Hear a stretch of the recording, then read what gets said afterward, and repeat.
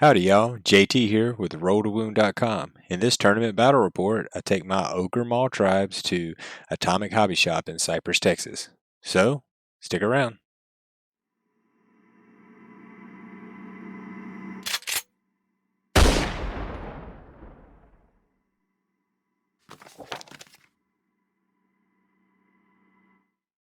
Alright, everybody that follows the channel, if you saw the last battle report, I took some Ogor Mawtribes Underguts list out to Gold Mine, and then in this battle report, I went to Atomic. We just had another little tournament there. Couple interesting notes on the tournament. Of course, we have some of the top players in Texas, or in Houston for sure, and Texas in general, playing at these tournaments, especially at Atomic. And there was only 2 shooting lists at this tournament. One happened to be my Underguts, and the other one happened to be Brian's Underguts. So it's like the Christopher Schilling made a comment about, like, wow, look at that Texas meta, look at that meta for you, and it's true. It was just really not a lot of shooting, which was sort of an oddity.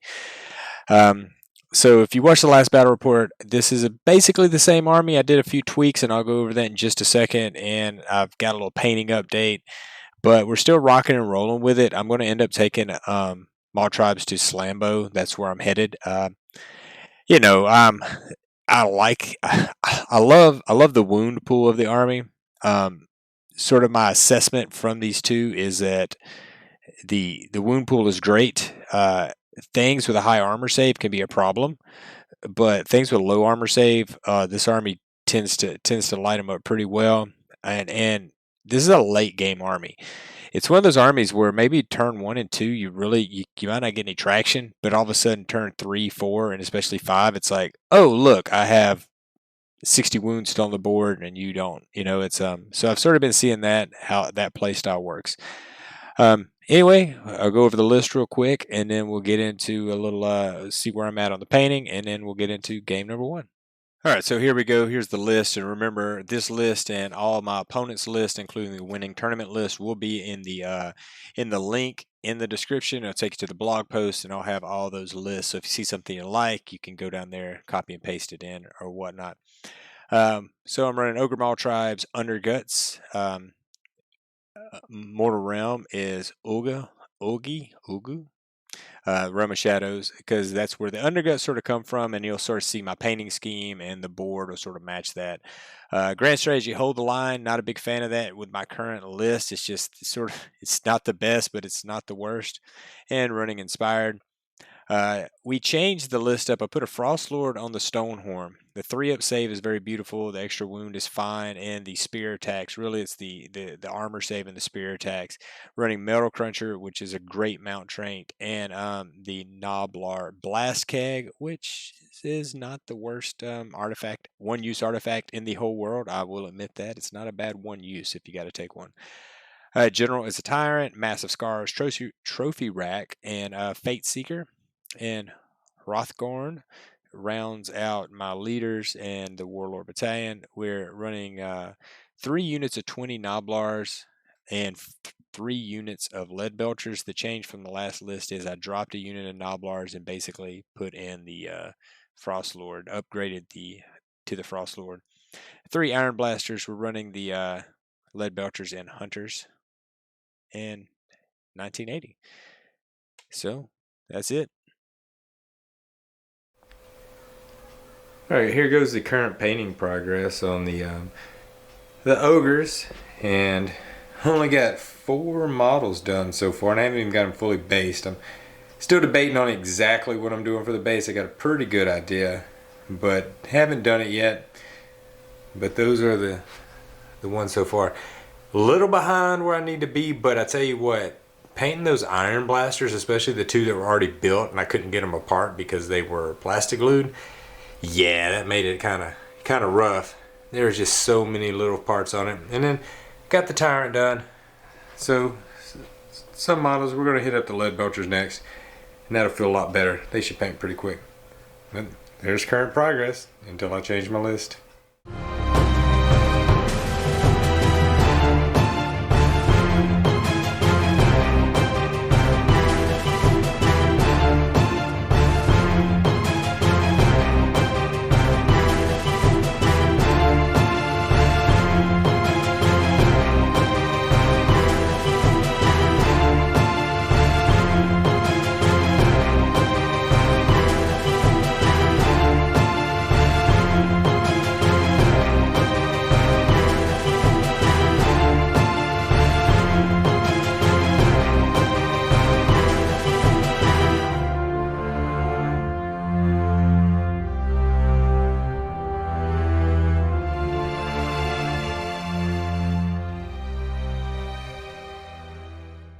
Alright, we're here at game one, the Pinata. I'm playing Mr. Christopher Schilling, and he has got Cragnos and friends. Hey! I deployed like this, and I deployed back, and he's already said I'm going to take the first turn. So I'm going first, and yeah, let's see if we can get some points. Got first turn, took aggressive expansion, took those 2 points. Pretty much ran everybody up, trying to maintain some screen integrity for the double. If it's a double, I mean, there's no screens left if you double. So, but we moved up. So there we did. We got 5 points moving into Cragnos. Pinata. First off, Pinata moved over there. Second off, first screen dead. All 3 giants made with no impact hits. You got no impact hits out of your giants. Second unit, Cragnos piled in and killed 4. I spent a CP to rally them. They were in range of the general. And now we're going to roll for a priority. So 3-2. Yay, I'll take it. So pretty epic fight in the center here. Stonehorn charge. We shot a bunch of Cragnos and got super lucky with just mortar wounds and rolls and everything. So Cragnos fell. We actually fell from Metal Cruncher. So my Stonehorn was able to pile into his Gatebreaker there, and then really only did like 2 wounds. Like, what do you do? He did 6 wounds. 6 wounds. Okay, so nothing, and then he gets smashed back in return and dies to the wound. But Cragnos is gone, and now we got 2 Gatebreakers right on top of us, so we're gonna score 6 points, and going into Chris's turn. Oh yeah, took aggressive, and Hrothgar popped out back there and took that point because of the kick, or the Pinata kick while they're in. Alright. Chris, do you want to say what happened? Did you already talk about the Stonehorn and Cragnos? Yeah, we did. So on my turn, I just moved the little Man Crusher over so he can take this objective and kill the Man Trappers. This guy finished off the Noblars, took him too long, but did manage to kill a unit of Lead Vultures. This guy acted like he was gonna go here, so he didn't burn his Unleash Hell, but I swerved and charged and took this objective. And ended up scoring 7 for the round because you kicked the Pinata, and you kicked that far Pinata, got another point, and then I moved it 6 over, so it's kind of where we're at. Rolling for priority, turn 3. Yep. All right, Chris, what all did you kill this turn? I killed Hrothgar and his Frost Saber buddy. I killed your Warlord. I killed a Lead Belcher here. Killed 3 Lead Belchers, 1 ran away. And I put 6 wounds on this guy. Yep. And I got 6 points for the round going into my turn. And yeah, I'm kind of stuck, so we'll see what happens. Alright, so there I went with my turn, and I got 2 models left on the board. I took Kill the Battle Line. It didn't matter on him. Shot, really didn't put many wounds. I think I ended up with 4 wounds on him. Did a couple over here with everything. But that's pretty much it. Going into a roll-off, it's not even going to matter because I can't do anything. So I'm just calling it right there. Good game, Chris. Yeah. Good game. So. Actually, roll-offs matter for points because of the Pinata. Alright, so we talked it out, wrapped it up, finished up points for this. Chris moving on. Might play the other Ogres again, we'll see. And then I'm moving on, moving down. So, good game, good game. We'll see after lunch. All right, so what is always the luck or the odds that I always have going from one tournament to the next? It always feels like I'm playing the same army on the same mission or something like that. Well, this wasn't the same mission, but it was a very similar build to what I'd played at Goldmine. And the Pinata, it's one of those missions where, and I know that you guys, if you don't know what we're talking about, these are adjusted missions for the Slambo GT that's coming up at the end of May. So the missions are basically, they're very similar, but they might have a weird, funky rule attached to them. But going second, you can kick the Pinata if you own an objective, and it'll give you D3 extra points. I deployed back and not very aggressive at all because of the fact that if I would have played aggressive, I was really worried that he has a 3d6 charge plus his move. He could get to my lines, no problem for him. And not only could he smash into my lines, he could probably reach over with a lot of their attacks and actually affect my Ogres. So I made sure I deployed far enough back that if he did make a charge in and decided to come over, that all of my ogres would not be in the attack, and he would just be going against Noblars. I don't think that was a bad plan. I mean, he gave me first turn because he saw how I deployed. I really couldn't shoot anything first turn because I was out of range for everything, but just sort of moved up, got some board presence, set screens a little bit better the way I wanted them. And he took his turn, came in, didn't do very well on his turn, like just missed a lot of rolls, a lot of impact hits, a lot of stuff, like didn't do that great. I got real lucky and got the roll to go, and was able to shoot. Me killing Kragnos was really just luck.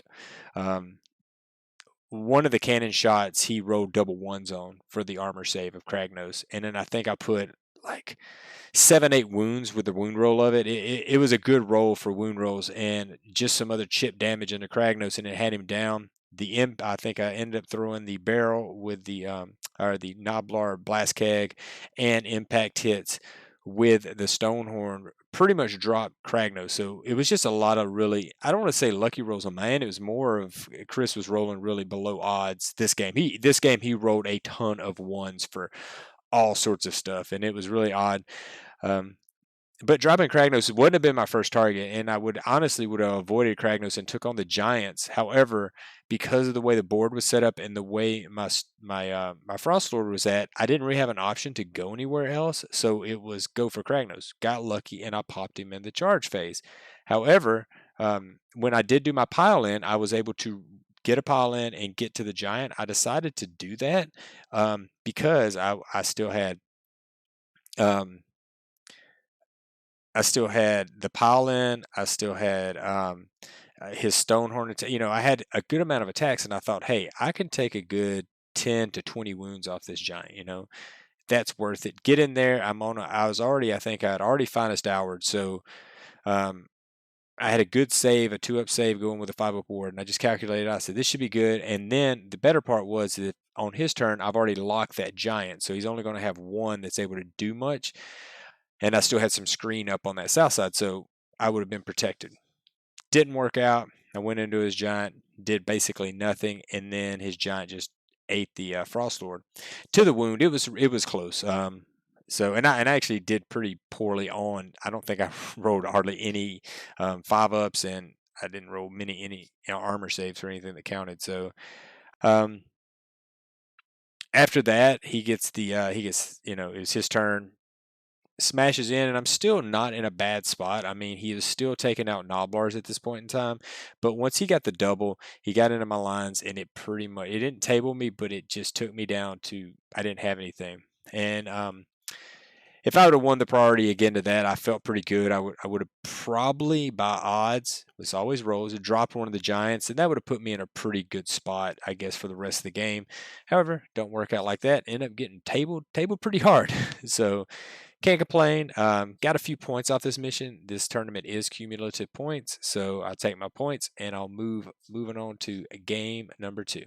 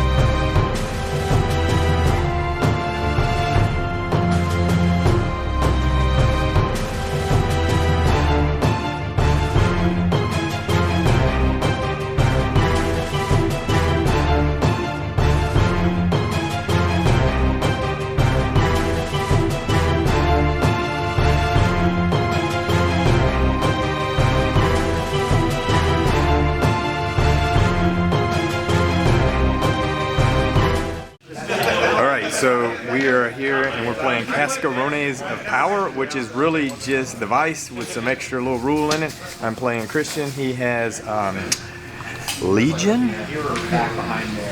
and they're deployed here. I'm deployed there. He outdropped me. Who's going first? I will go first. All right, he's going to go first. My battle. All right, so finished up his turn 1. What did you do? My guys just stayed on the objectives back here, and then everything else just kind of ran up. I summoned a unit, they shot, killed a couple guys, and that's about it. And Ferocious advanced with the 3 monsters in the middle, so he got an extra point, scores 5-0 going into Ogres. Well, not the best turn ever for rolling and shooting. I managed to put 7 whole wounds with all of my shooting onto him. I killed some pinks just because of people's positioning. I took Savage Spearhead and brought Rothgar out back there, and I moved up my Stonehorn. Basically, we are playing for the double, because if not, yeah. 4? 5. Yep, so good game. Take us through what happened in your turn. Alright, so the objectives moved, we just moved our guys up onto them. Kairos did mortal wounds to the Stonehorn, got some other spells off. Scarbrand made a big 12-inch charge onto the Stonehorn and killed him for my battle tactic. And then everyone else just kind of shuffled around over here. Yeah, it was pretty close. It came down to a couple wounds to actually get, just because of the terrain block and everything. It was really close to not get. He rolled a 12, and I don't think you might not have needed a 12, but you needed like a 10 or 11. And I redeployed these guys, and they rolled a 1, of course, because if I could have rolled like at least a 3, it would have been no charge, and that was the swing right there. And then I made some armor saves, so. But that's it. Going into my turn, see what we can do. Well, battle tactic was bring it down on Scarbrand, and got him. Yeah, got him, and had a little bit extra shots left, and I put a couple wounds into the Bloodthirster over there. The Bloodthirster broke earlier today, so that is why we have a oval base only. Rothgar moved up. I was debating on charging just to lock these guys, but I decided, nah, we're good. So everybody shot, and we're moving into a priority 3 to 4. All right, I'll take it. Yep. All right, you want to take us through what happened this turn? All right, so everything over here moved up. We took Savage Spearhead. We got in with the Bloodthirster and Bellicor. Bellicor took out a unit of Lead Belchers, and then the Bloodthirster cleared out Noblars and did some mortal wounds over here. And then we took this objective right here. Yep. Yeah, and they took the objective by 1, so scored 7. I think 17 to 10 right now, and we're going into my turn 3. All right, so completed the turn. Bellicor shut this guy down for the turn. I ran Hawthorne and the units over there to get a battle tactic for Ferocious advance. I charged these guys because when I moved in, there was a little bit of a gap, and I was like, well, we can screen a little bit more, maybe get an extra wound. Bellicor's got 6 wounds left, right? Mm-hmm. And everybody, that was over there swinging, we shot everything into Bellicor. Had some really, really good high rolls with all those, but between his armor save, shrug, 5-up ward, he's still got 6 wounds left. So, going into, I only scored a total of 4, because he's still holding it, scored 3, and going into roll-off, 4 to 1. All right, so I got to look. Okay, so I took Slay because I was out of a lot of options, and as the shooting and stuff evolved, I was not able to kill Bellicor in shooting. I didn't actually get him. He shrugged everything off to the pinks or blues over there. I finally killed him with the Lead Belchers in close combat, and took the center point and moved over there. So that's where we're sitting going into him turn 4. All right, his turn was to kill a battle line. We come here and he killed it with a Bloodthirster. And he took the center point. So held 1, held more, completed a battle tactic, and did it with a monster for 5 total points. Going into a priority roll off for final turn, and then basically talking it out for time. All right, we'll see. All right, so we finished it up and cleaned it up. My turn 5 came down to basically, we added up all the points. I got the priority to go into 5, and if I could have killed Kairos and his Bloodthirster and take the middle point, I would actually pull away and possibly could win, and then we'd have to talk out his turn to see if he could take the center. Problem was, I left 4 wounds on the Bloodthirster, right? And 2 wounds on Kairos. And it was just, that's what it was. So He ended up taking it for the total score. I think it was like 26, 27 to 24, really, somewhere, really close. somewhere close. And a good game. Good game. Moving on to number 3. All right, so there you see my game against Christian and his Legion of the First Prince. I have not actually had the opportunity to play them in a good long while, so it was nice. The current build is really tanky. It's more tanky than you think. A couple big swings in the game. The Frost Lord dying without doing anything was probably the biggest swing in the game, and it's one of the things that have made me said, "Man, do I really want to bring the Frost Lord?" Because it's such a points investment. It's basically a quarter of your army, and can it do a quarter worth of damage? I don't know, probably not. But I do like the idea. I like what it does mechanically. When I had moved it up, I had said, look, I need to move him up to get to a point where if I do get the turn, he's able to actually affect the battle. And my target was actually going to be Kairos. I was going to sneak around the edge and try to get into him. I had put him in a spot where I felt reasonably safe from any counterattack because of the tower being there and the distance needed to make charges. Plus, I had a little bit of a screen there. However, like I said, all I needed was I would say at the least a 3, but probably even a 2-inch redeploy with that Noblar unit, and I would have locked Scarbrand out. It would also saved him from completing a battle attack. It was a 3-point swing plus my Stonehorn being alive. So I was a little bummed out about that. However, that's what happens. He got good rolls. I got bad rolls. And he went in there and smashed the Stonehorn. I was able to kill Scarbrand pretty easy, but the rest of the army took way too long. Bellicor with his shrugging everything off, and it made target priority really funky for me because I'm like, okay, it seemed like every turn, his Bloodthirster had either a finest. I'm sorry, yes, his Bloodthirster either had finest hour or he had a Mystic Shield on. He also had the artifact that was re-rolling his armor saves, and he had a 5-up. Invul. So and then Bellicor sitting in my face with a 4-up unrendable save and a wound shrug and a 5-up invul. Just super tanky. I was having to dump so much into them that really couldn't get dug out in time to affect the board.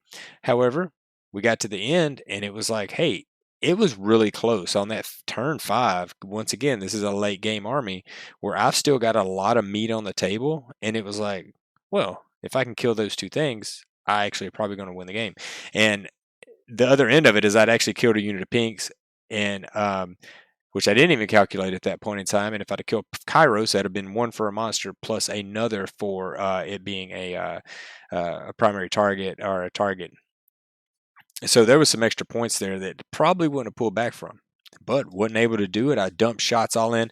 The Bloodthirster not dying was actually okay. I sort of saw where that was. However, I was a little miffed about Kairos because I dumped a lot of shots into him. In 2 turns of combat, Hrothgor put more wounds on Kairos than the rest of my army did. So that's just sort of the way it goes sometimes. Oh no, fun game, close game. I had some emotional swings during the game. You heard me say early, like when he won the roll off going into 2. I said, "Oh, good game," because I was looking at the board going, "Oh, just Scarbrand and the Bloodthirster and Bellicor are fixing to smash into my lines." And once they do, even though I had a decent screen, I was very worried about that. So didn't happen. Mall pot placement. You notice the mall pot was way up front. It's impassable terrain, and that was one of the saving graces for me, is placing that mall pot in a position that basically blocked big chunks of the board. He was the one that actually deployed the scenery, because in this battle pack, you roll off for attacker defender, and one person's going to set up the terrain, the other's going to pick sides. He set up the terrain, basically trying to close off shooting lanes is what his idea was. I picked the side. I put my mall pot right there in the middle, and I basically locked down a section of the board. He couldn't get through it without a big, run over it or something like that. So that was one thing that really helped me, and that's just a good point for you guys out there playing. Use, if your mall pots, your other impassable scenery that you may have, use that to your advantage to help screen, help keep you alive, help keep things from getting to you. All right, so lost 2 games, but I felt good in this game as opposed to the first game where I was utterly smashed. This one, it was like, okay, a closer game. So we're going into the last game of the tournament, 0-2.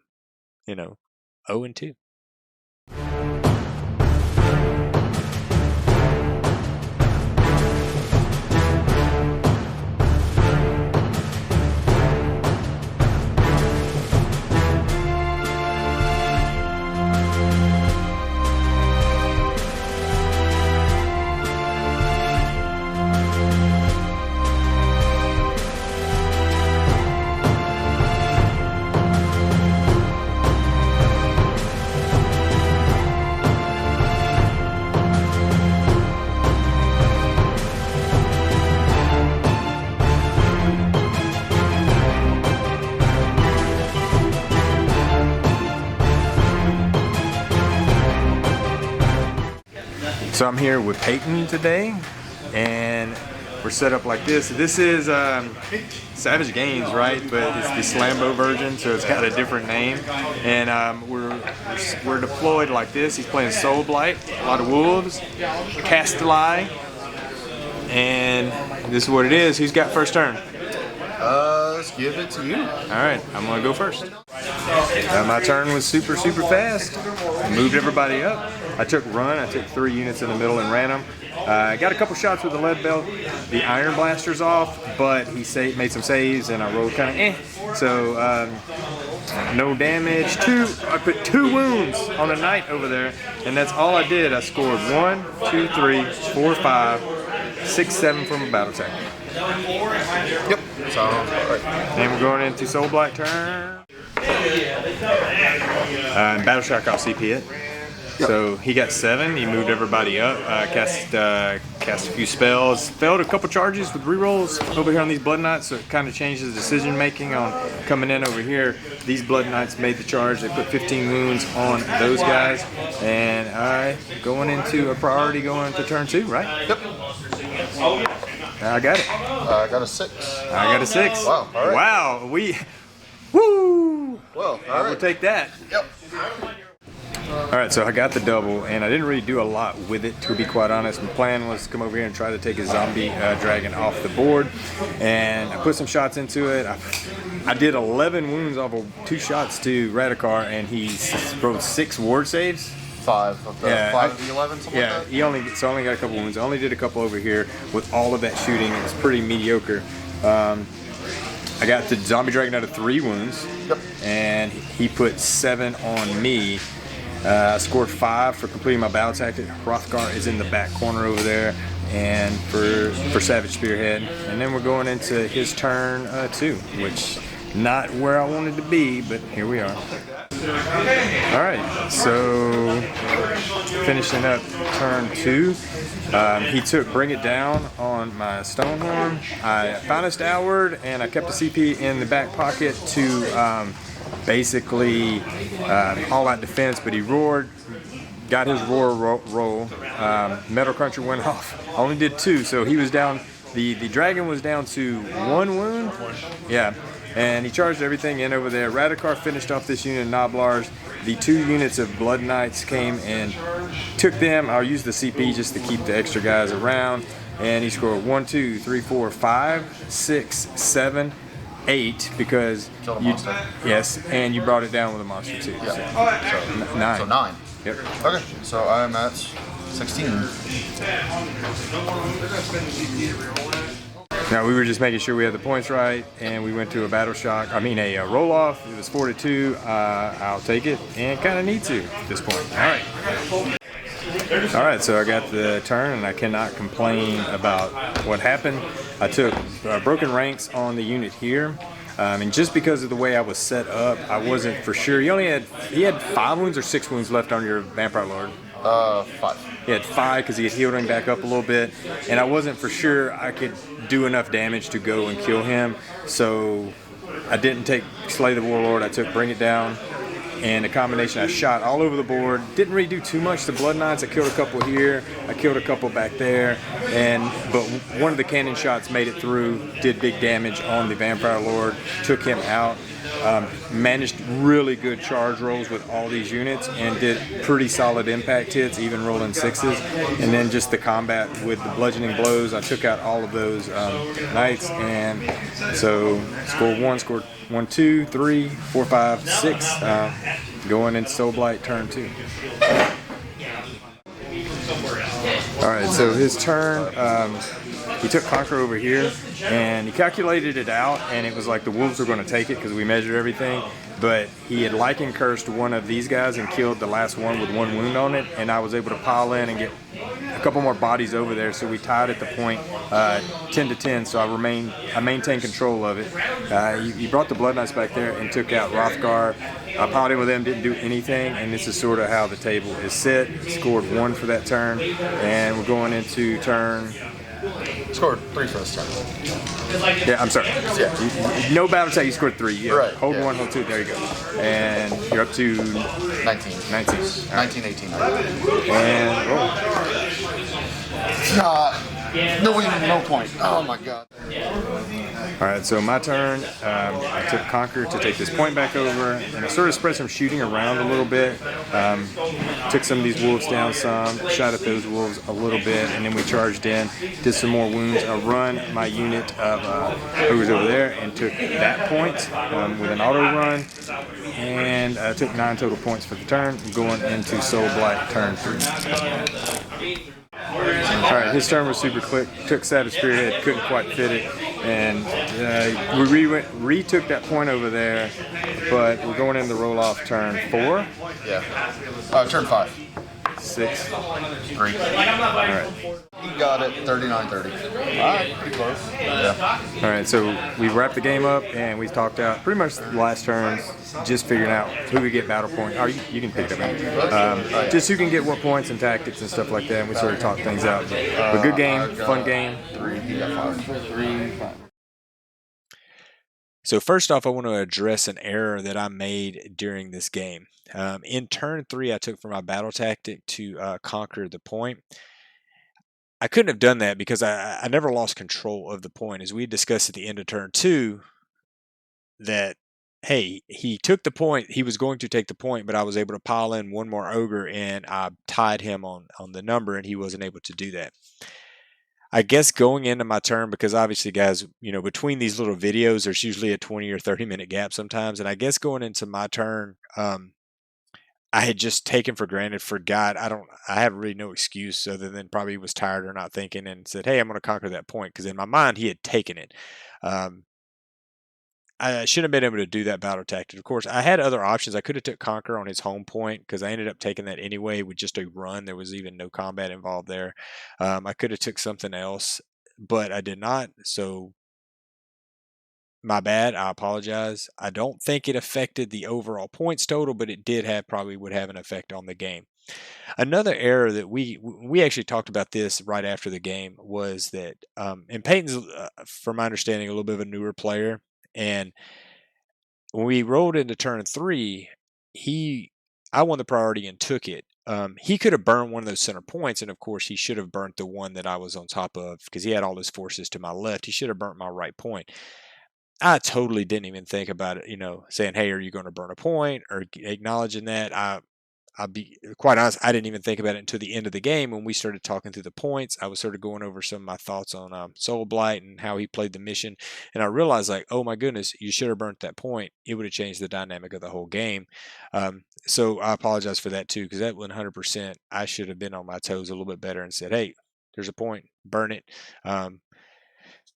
With all those being said, like, obviously I wouldn't have been able to take the battle tactic if he would have done that. I'd have to pick something else. A few other things, so going into the gameplay itself, I was pretty sure he was going to give me the first turn. In this mission, sometimes it's good to push up and take those points. He did not. He let me go first, so I went and got 7 points, put a few pop shots out, and set myself up. He was probably banking on getting that double turn, and if he did, it would have been really good for him. He could have probably smashed through my screen, and then on his, next turn got up. He did fail a lot of his his charge rolls, and it sort of affected because he started failing a couple charge rolls, and he's like, hey, I don't want to just willy-nilly go in there. He was really trying to smash hard on my left side, so I ended up just pulling back and not doing anything. Took out a little bit of my screens, took the points, made a lot of points. I come in and said, hey, I won the priority with a 6 to a 6, which was good. I mean, that's nice rolls. And I'm sort of just looking like the biggest threat to me is the zombie dragon and the blood knights. That's the damage dealers. Radikar is good too, but the damage dealers are the blood knights and the zombie dragon, with the zombie dragon being the biggest threat, especially with him being able to heal a lot, having a good armor save, stuff like that. So the position I was in was like, hey, I need to go kill that zombie dragon. So I used the Stonehorn to do that.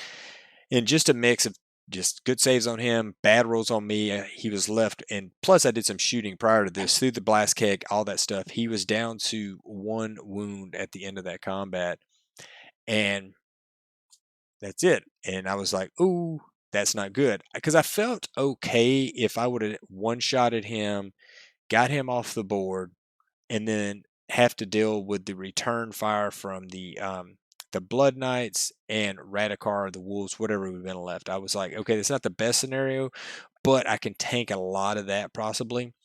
And I made it through his round of combat. When his turn came, he just sort of wiped off the Frost Lord, which was, that's what I figured.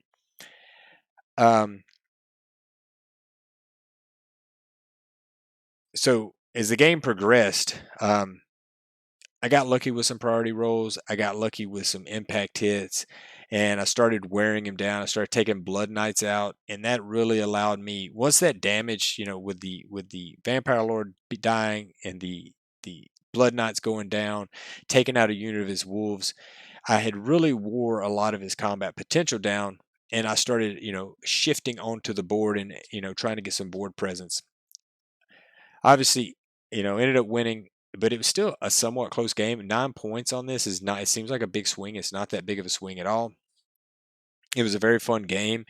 And I just feel bad that after I go back and sort of watch the video, which does happen sometimes, I find the errors. Not only do I find tactical errors that I make, but I find rules errors that I make, or a misplay. And I like to acknowledge that, because I never go out there with an intent to do something wrong or do something illegal. But sometimes, that happens, and I just want to acknowledge it and come forth and say, hey, I didn't mean to do that on purpose. So I apologize for that, Peyton. Luckily, it wasn't for all the marbles, and we weren't playing top table for first place. So my general thoughts on the list, how it performs and everything. I am still so torn on the Stonehorn. Brian just keeps hammering in my head, drop the Stonehorn, add in lead belchers and another cannon and, a butcher. I like a Frost Lord in that spot too. I think a Frost Lord, having Hrothgar and a Frost Lord, opens up some good potential. And I have the models to do it, and I just go back and I'm like, man, that Stonehorn has such good mortal wound potential, and there's not a lot of mortal wound potential in this list. It gives me a monster to do a monster's takeover. It gives me a monster to take out a battle line unit for an extra point. It gives me a monster to do monster stuff. Now, obviously, it's a monster to lose a point once it dies. And I've just went back and forth so much over, is it worth taking? It's a quarter of the army. Now, the other option is I could go back and downgrade from the Frost Lord to a Huskard and add in 20 more Noblars again. That gives me a lot more wounds. It's a little bit more screen, sort of what I played last time. But so I still might go back to that. I just wish I had 3 or 4 more tournaments to make a decision. However, the lists are due in like 15, 16 days. So I have to make that decision prior to that. And then it's also a painting issue where if I do go back with a bunch of Noblars or this or that, maybe the time just doesn't work out for painting. So you're probably seeing what I'm going to run. I enjoy just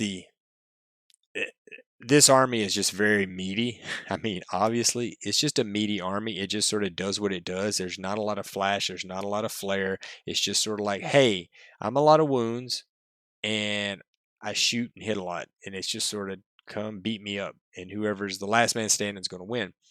And as you saw in 2 of the battles, I had a lot of models and a lot of wounds left on the board. Now, first game, Giants, I had no models left on the board to their, like, 70 or whatever was left. So I'm still working through the tactics. I do like the army. I think it's fun. Do I think it can win, me playing it win 4 games at a GT? I don't think so. I really, like always at a GT at Slambo, I'm shooting for 3 wins. Maybe I get lucky and get 3 wins. If not, I'm probably going to be in the 2-win category with this. So not the greatest thing, especially for the Texas Master points in the season, but it is what it is, and I'm fine with it. We're playing for fun. It's Slambo tournament, so it's going to be a fun tournament, a little wacky, going out to San Antonio with all them guys, and I'm taking my wacky destruction army and going to roll some dice. So should be one more battle report, hopefully before Slambo. So we'll see how I do then, see the painting up progress that I've made, and see my final list decision in a couple weeks. Hey guys, thanks for watching. Thanks for following. As always, y'all be good.